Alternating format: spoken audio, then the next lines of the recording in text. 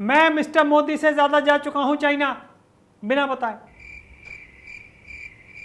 हमारे पीएम साहब से ज्यादा चाइना घूमा हूं मैं। लेकिन वही है, मुझे समझ में नहीं आता है कि क्यों बार बार इस तरीके की हरकत होती है। मुझे पप्पू ही समझा जाता है। जब मैंने बोल दिया कि मैं हूं, बस बोल दिया ना। और वो जया जी की लाइन है कि बोल दिया तो बोल दिया, पर आप समझते ही नहीं हैं। एनीवेज,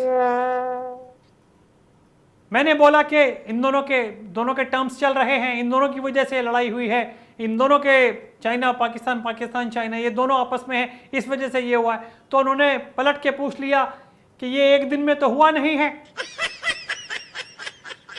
तो मैं निरुत्तर हो गया। उन्होंने बोला कि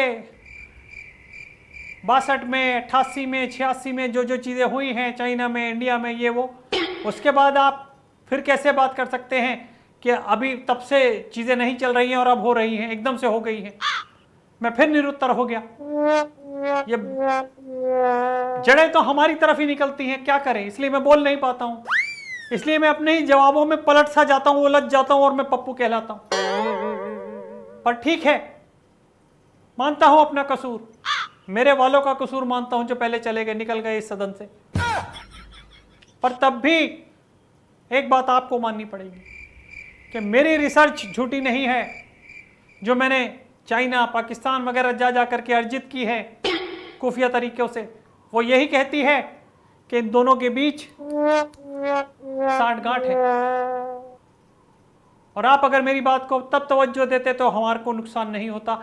चलिए अब तवज्जो दे लीजिए। देखा सुरजेवाला कितना सही बोलता हूं मैं, देखा तुमने? जयशंकर जी के मैंने छक्के छुड़ा दिए। मम्मी आज फोन आने ही वाला होगा, मम्मी का कहेंगी कि इतना अच्छा बोला है तूने। Bye bye and God bless.